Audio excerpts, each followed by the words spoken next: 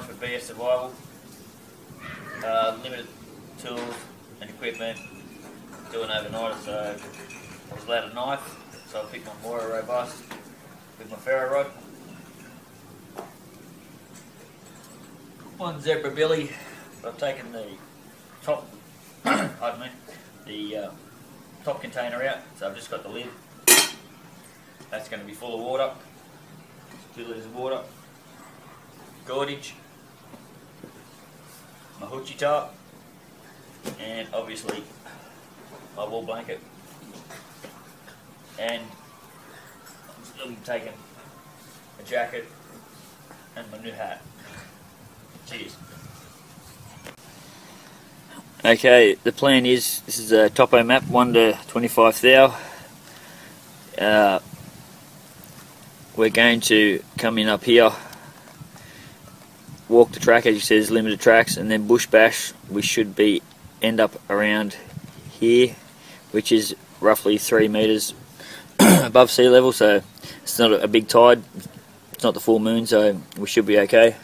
And the plan is to establish the camp, bush back through here, rock down to the wetlands, try and find some birds and some more wildlife, and obviously scout around the area for, there's some pine forest through here,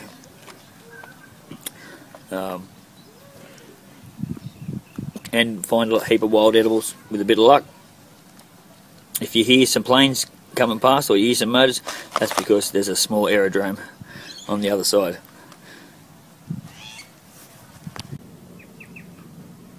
Okay, I've come across the first wild edible. It's the clover, or trifolium.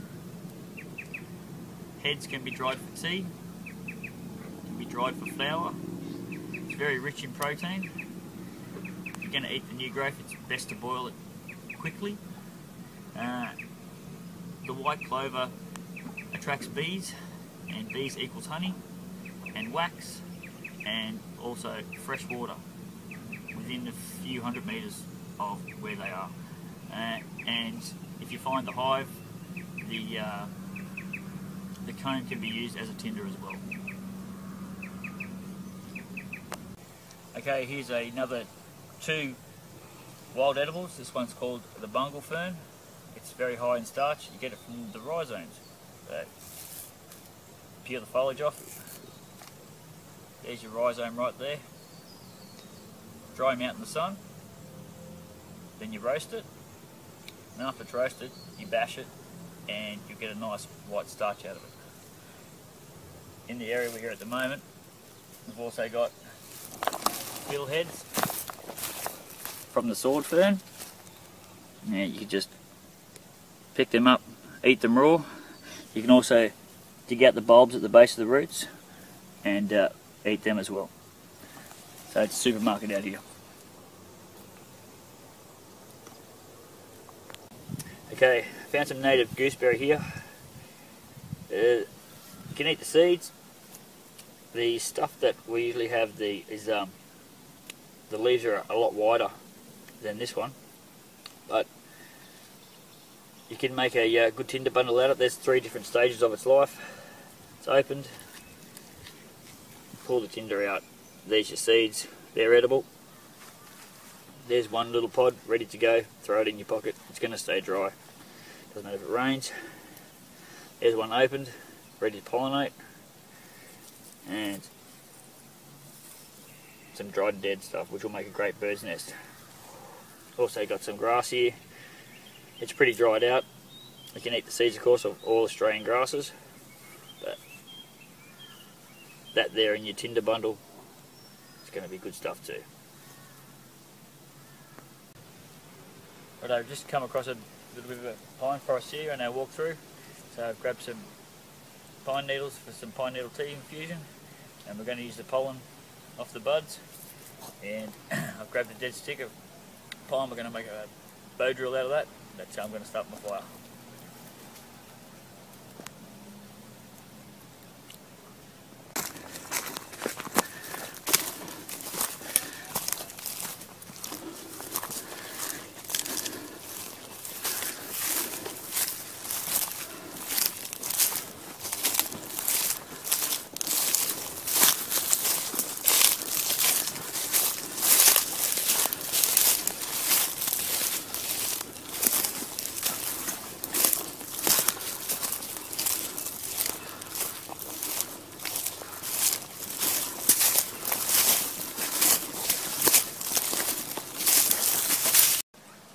we're just checking out this banksia up here, this tree up here in the corner, and we've come across some mat rush, which I'll do something about later on, and then right beside me with some fiddleheads as well.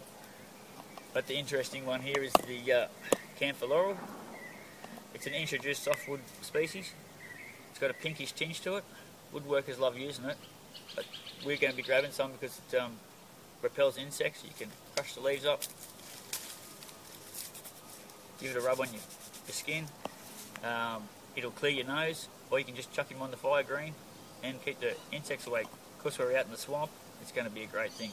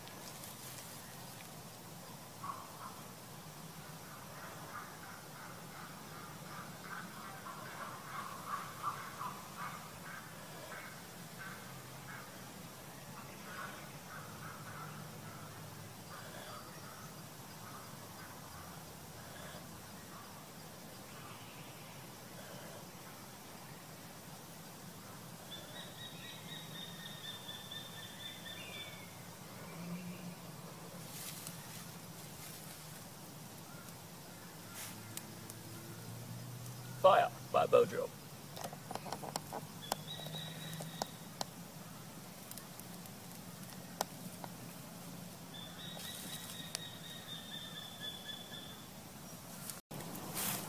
Okay, rules of the competition where you only have one container. I'd really like a cup, but I brought my zebra billy. I didn't want to boil all my water, make it taste like crap, so I've used my lid as a cup, and I've got my pine needles in there and my pollen, and I've steeped that, and I've made a little pot lifter. I could have also put camphor in there, it would clear the nose.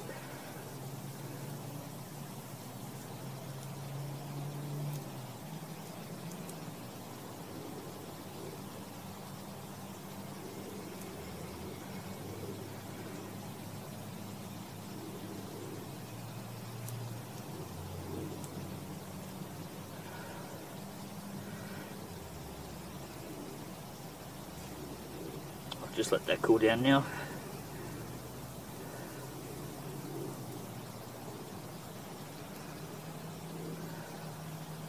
And have myself a cup of pine needle tea.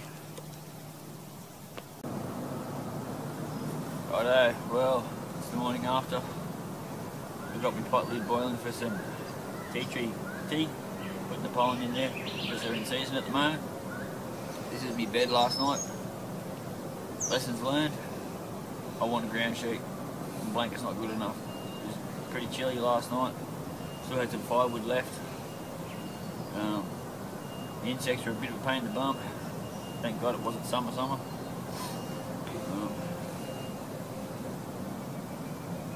Yeah.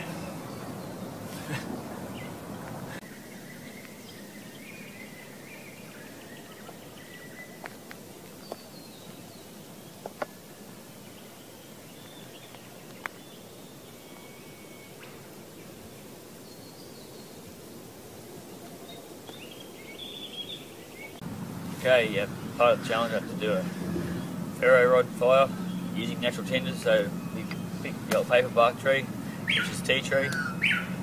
I've done the pollen with the tea. You can tap it for water, make a vessel out of it, so you can rock boil in it.